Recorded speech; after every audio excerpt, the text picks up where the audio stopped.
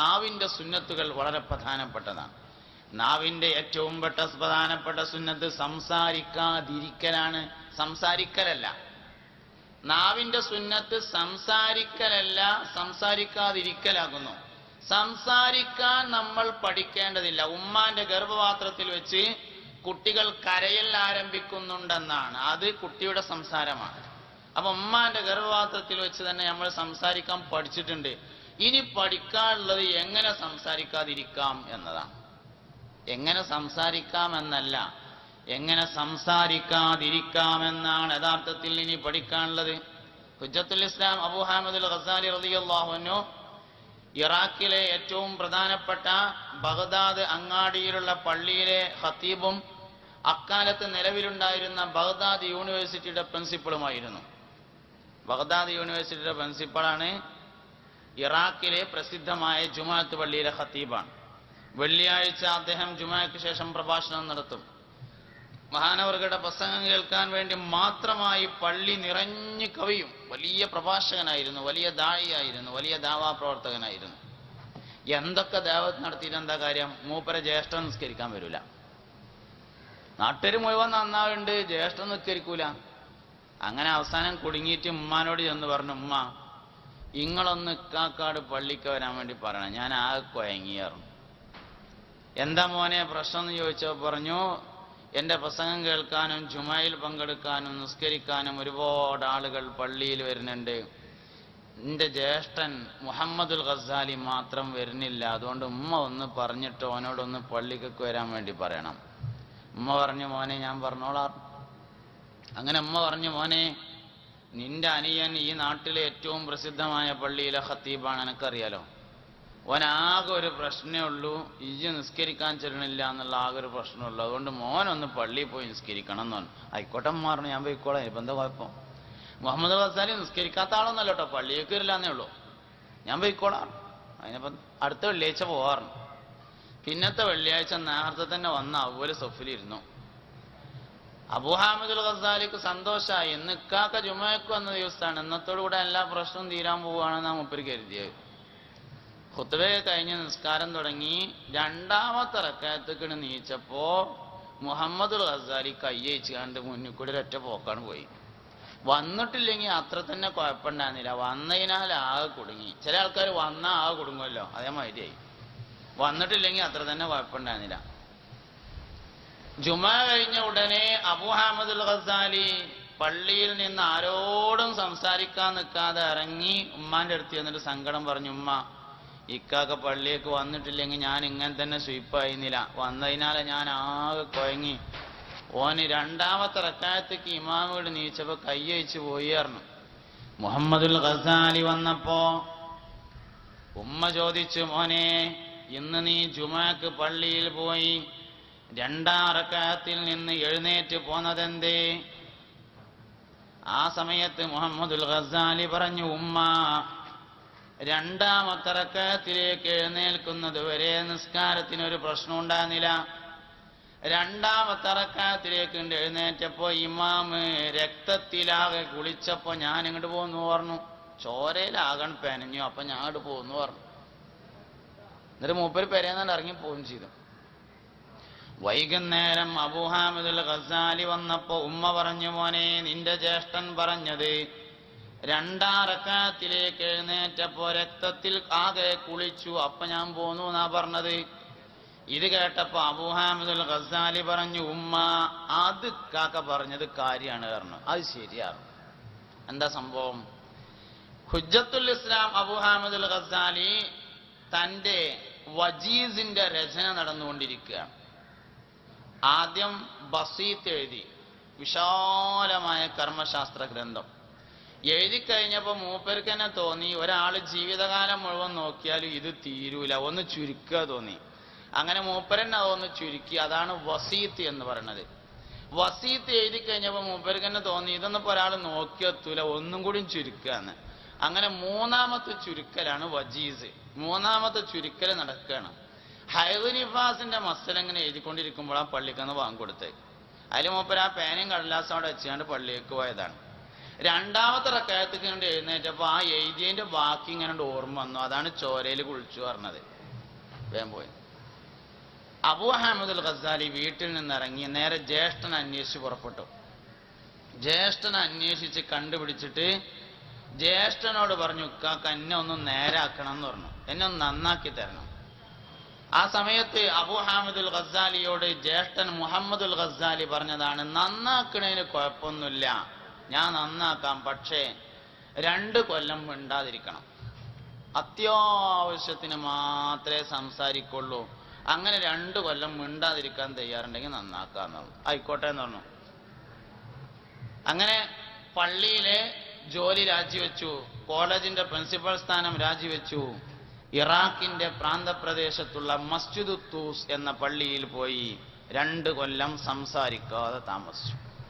ആ 2 വർഷം കഴിഞ്ഞ് അദ്ദേഹം പുറത്തിറങ്ങിയതിനു ശേഷം എഴുതിയ കിതാബാണ് ഇഹ്യാ ഉലൂമുദ്ദീൻ എന്ന കിതാബ്. ഇഹ്യാ ഉലൂമുദ്ദീന്റെ രചന നിർവഹിച്ചെങ്കിലും ഗസാലി ഇമാമിന് അത് പ്രയോഗത്തിൽ കൊണ്ടുവരാൻ അവസരമുണ്ടായില്ല. അപ്പോഴേക്കും അദ്ദേഹം വഫാത്തായി. ഇഹ്യാ ഉലൂമുദ്ദീന്റെ തത്വങ്ങൾ പ്രയോഗത്തിൽ കൊണ്ടുവന്ന ആളായിരുന്നു ബഹുമാനപ്പെട്ട ഗൗസുൽ ആദം സുൽത്താൻ മുഹിയുദ്ദീൻ അബ്ദുൽ ഖാദിർ ജീലാനി. ഇഹ്യയുടെ തത്വം അള്ളാഹുവിനെ കുറിച്ചുള്ള സംസാരമാണ്. ബഹുമാനപ്പെട്ട ഗൗസുൽ ആദമിന്റെ പ്രഭാഷണങ്ങൾ അള്ളാഹുവിനെ കുറിച്ചുള്ള സംസാരമായിരുന്നു. സ്ഥിരമായി അള്ളാഹുവിനെ കുറിച്ച് അങ്ങനെ സംസാരിക്കും. അതാണ് ഗൗസുൽ ആദമിന്റെ പ്രസംഗം. ഗൗസുൽ ആദം പ്രസംഗിക്കുന്ന പള്ളിയിൽ അള്ളാഹുവിനെ കുറിച്ച് കേൾക്കാൻ വേണ്ടി ആളുകൾ വരും. അങ്ങനെ ഒരുപാട് ആളുകൾ ഒരുമിച്ച് കൂടി നിശബ്ദരായിരുന്ന് കേൾക്കും. അള്ളാഹിനെ പറ്റി അങ്ങോട്ട് പറഞ്ഞു കേട്ടിട്ട് സദസ്സിൽ വെച്ച് തന്നെ ആളുകൾ മരിക്കാറുണ്ടായിരുന്നു എന്ന് ഗൗസുൽ ആദമിന്റെ താരീഖിൽ രേഖപ്പെട്ടിട്ടുണ്ട്. അപ്പോ അള്ളാഹുവിന്റെ നാവ് കൊണ്ട് ഒരാൾക്ക് സംസാരിക്കാൻ കഴിയണമെങ്കിൽ നാവിന്റെ സുന്നത്ത് പാലിക്കണം. നാവിന്റെ സുന്നത്ത് പാലിക്കുക എന്ന് പറഞ്ഞാൽ വർത്താനം പറയലല്ല, പറയാതിരിക്കലാകുന്നു നാവിന്റെ സുന്നത്ത്. മൻ കാന യുഅ്മിനു ബില്ലാഹി വൽ യൗമിൽ ആഖിരി ഫൽയഖുൽ ഖൈറൻ ഔ ലിയസ്മുത്. അല്ലാഹുവിലും അന്ത്യനാളിലും ആർക്കെങ്കിലും വിശ്വാസമുണ്ടെങ്കിൽ ഫൽയഖുൽ ഖൈറൻ, അവൻ ഖൈറിനെ പറയട്ടെ, ഔ ലിയസ്മുത്, അല്ലെങ്കിൽ അവൻ മിണ്ടാതിരിക്കട്ടെ. മിണ്ടാതിരിക്കലാണ് അസ്ല്. പറയുകയാണെങ്കിൽ ഖൈർ പറയണം, പറയണമെന്നില്ല, എന്ത് ചെയ്താൽ മതി? മിണ്ടാതിരുന്നാ മതി. അപ്പൊ അസ്ല് എന്താണ്? മിണ്ടാതിരിക്കലാണ്. അപ്പൊ അസ്ല് മിണ്ടാതിരിക്കലാണ്. അപ്പൊ നാവിന്റെ ഉപയോഗം മിണ്ടാതിരിക്കുക എന്നുള്ള ശരിക്ക്. നാവ് ശരിക്ക് വർത്താനം പറയാനുള്ള സാധനമല്ല. നമ്മളെ വായ വർത്താനം പറയാനുള്ളതല്ല. നമ്മൾ വർത്താനം സംസാരിക്കാൻ വേണ്ടി ഉപയോഗിക്കുന്ന ഒരു സാധനവും അടിസ്ഥാനപരമായി സംസാരിക്കാനുള്ളതല്ല. നാവ് രുചി അറിയാനുള്ള സാധനമാണ്. ചുണ്ട് സംസാരിക്കാനുള്ളതല്ല. ചുണ്ട് വായിലേക്ക് എന്തെങ്കിലും കടന്നു പോകുന്നതിന് മറിച്ചെക്കാനുള്ള സാധനമാണ്. പല്ല് സംസാരിക്കാനുള്ളതല്ല, അത് ഭക്ഷണം കഴിക്കാൻ വേണ്ടി ചവക്കാനുള്ള സാധനമാണ്. അങ്ങനെ ഓരോന്നും അങ്ങനെയാണ്. നമ്മൾ സംസാരിക്കാൻ നമ്മുടെ ആമാശയം വരെ ഉപയോഗപ്പെടുത്തുന്നുണ്ട്. ആമാശയത്തിലെ വായു എടുത്താണ് സംസാരിക്കുന്നത്. ഇങ്ങനെ സംസാരിക്കുന്നതിന്റെ ഇടയിൽ സംസാരം നിൽക്കുന്നത് ആമാശയത്തിൽ സ്റ്റോർ ചെയ്ത വായു കഴിയുമ്പോഴാണ്. അപ്പൊ രണ്ടാമത് ശ്വാസം വലിക്കും. സംസാരിച്ചുകൊണ്ടിരിക്കുന്നതിനിടയിൽ ശ്വാസം വലിക്കുന്നത് വായയിലൂടെയാണ്, മൂക്കിലൂടെ അല്ല. മൂക്കിലൂടെ വലിച്ചാലും അങ്ങോട്ട് തന്നെയാണ് എത്തുക. സംഗതി നമ്മൾ വായിലൂടെ വലിക്കുക, കാരണം ആമാശയം നിറക്കുകയാണ്. അപ്പൊ ആമാശയത്തിൽ വായു നിറച്ചിട്ട് അതെടുത്താണ് പിന്നെ സംസാരിക്കുന്നത്. യഥാർത്ഥത്തിൽ ആമാശയം സംസാരിക്കാനുള്ള സാധനമല്ല. ഈ പറഞ്ഞ ഒരു സാധനവും സംസാരിക്കാനുള്ളതല്ല. എല്ലാം നമ്മൾ പഠിച്ച് സംസാരിക്കാൻ വേണ്ടി ഉപയോഗിക്കുകയാണ്. അതുകൊണ്ടാണ് സംസാരം പഠിപ്പിച്ചു എന്ന് പറയാൻ കാരണം. സംസാരം എന്ന് പറഞ്ഞത് പഠിപ്പിക്കേണ്ട സാധനമാണ്. അത് പഠിപ്പിച്ച് അത് പഠിച്ചുണ്ടാക്കി. കാരണം ഈ സാധനം പ്രകൃതിപരമായി അതിനുപയോഗിക്കാനുള്ളതല്ല. അപ്പൊ നമ്മൾ സംസാരിക്കാൻ വേണ്ടി ഉപയോഗിക്കുന്ന ഒരു സാധനവും യഥാർത്ഥത്തിൽ സംസാരിക്കാനുള്ളതല്ല. നമ്മളത് സംസാരത്തിന് വേണ്ടി ഉപയോഗിക്കുകയാണ്. അതുകൊണ്ട് മിണ്ടാതിരിക്കുക എന്നതാണ് അസ്ല്. സംസാരിക്കുക എന്നുള്ളത് 2ാം സ്ഥാനത്താണ്. സംസാരിക്കുകയാണെങ്കിൽ ഖൈർ പറയട്ടെ, ഫല്യഖുൽ ഖൈറൻ ഔ ലിയസ്മുത്. സംസാരിക്കാതിരിക്കട്ടെ, അല്ലെങ്കിൽ ഖൈറിനെ പറയട്ടെ. പറയുകയാണെങ്കിൽ ഖൈറായിരിക്കണം. നമ്മളൊരു വാക്ക് പറഞ്ഞാൽ അതുകൊണ്ട് ആർക്കാണ് നേട്ടം? പറഞ്ഞാലാണോ നേട്ടം? പറയാതിരുന്നാലാണോ നേട്ടം? പറഞ്ഞാൽ ആർക്ക് നേട്ടം? നമ്മളൊരു വർത്താനം പറഞ്ഞാൽ തെറ്റി നിൽക്കുന്ന രണ്ടാൾക്കാർ നന്നാകുക, നേരത്തെ തെറ്റിയൊരു കൂടുതൽ തെറ്റുക. നമ്മളൊരു പ്രസംഗം നടത്തി, നല്ലൊരു പ്രസംഗം. രണ്ടാൾക്കാർ തമ്മിൽ തെറ്റായിരുന്നു, ഒരു കൂടുതൽ തെറ്റാൻ അത് ഉപയോഗപ്പെടുമോ, അതോ തെറ്റിയ രണ്ടാൾക്കാർ നന്നാവാൻ അത് പറ്റുമോ? നമ്മൾ ശരിക്കും പരിശോധിക്കേണ്ട കാര്യമാണ്. നന്നാവാനാണ് പറ്റുന്നതെങ്കിൽ കളവ് വരെ പറയാമെന്നാണ്. മസ്ലഹത്തിന് വേണ്ടി കളവ് പറയാമെന്നല്ലേ? രണ്ടാളുകൾക്കിടയിൽ സുൽഹ് ഉണ്ടാക്കാൻ വേണ്ടി കളവ് പറയാം. രണ്ടാൾക്കാർ തമ്മിൽ തെറ്റി, ഒരാളടുത്ത് ചെന്നിട്ട് പറയാം, പിന്നെ മറ്റോൻ എന്നോട് മുണ്ടണമെന്നുണ്ട്, എന്നോട് ഇപ്പോഴും കൂടിയും പറഞ്ഞിട്ടുള്ളൂ പറയാം. ഓൻ്റെ അടുത്ത് ചെന്നിട്ടും പറയാം, അവൻ എന്നോട് മുണ്ടണമെന്നുണ്ട്, എന്നോട് ഇപ്പോഴും കൂടിയും പറഞ്ഞിട്ടുള്ളൂ. നീ കാണുമ്പോൾ ആദ്യം അങ്ങോട്ട് സലാം പറഞ്ഞുകൊണ്ട് പറയാം, മറ്റോനോടും പറയാം ആദ്യം കാണുമ്പോൾ സലാം പറഞ്ഞുകൊണ്ട്. അങ്ങനെ ഒരു രണ്ടാളും കൂടിയും കണ്ടുമുട്ടുമ്പോൾ രണ്ടാളും സലാം കൊണ്ട് ഏറ്റുമുട്ടിക്കോളും. അപ്പോൾ നന്നായി. മസ്ലഹത്തിന് വേണ്ടി കളവ് വരെ പറയാം.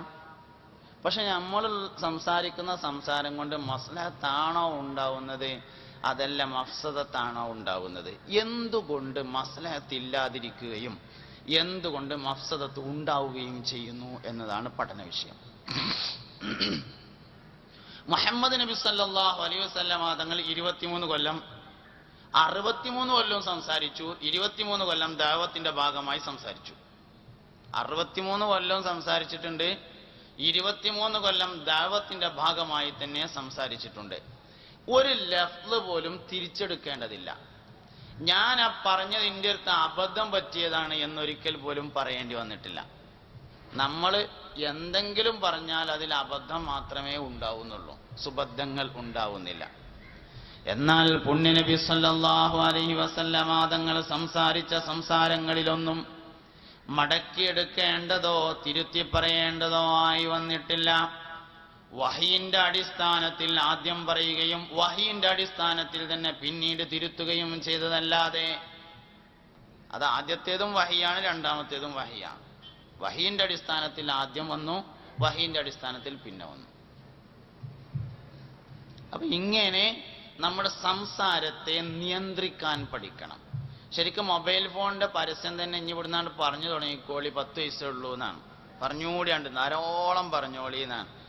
എങ്ങനെ പറയാതിരിക്കാം എന്നതാണ് പഠിക്കാനുള്ള വിഷയം. എല്ലാവരും പ്രോത്സാഹിപ്പിക്കുന്നത് എങ്ങനെ പറയാം അതാണ് ഏറ്റവും വലിയൊരു പ്രശ്നം. അതുകൊണ്ട് നാവിനെ ഒരാൾക്ക് ദഅവത്തിന് ഉപയോഗപ്പെടുത്താൻ പറ്റണമെങ്കിൽ നാവിന് നിയന്ത്രണം ഏർപ്പെടുത്താൻ നമുക്ക് കഴിയണം. നിയന്ത്രിതമായ നാവാണ് യഥാർത്ഥത്തിൽ ദഅവത്തിന് ഉപയോഗപ്പെടുത്തുന്നത്.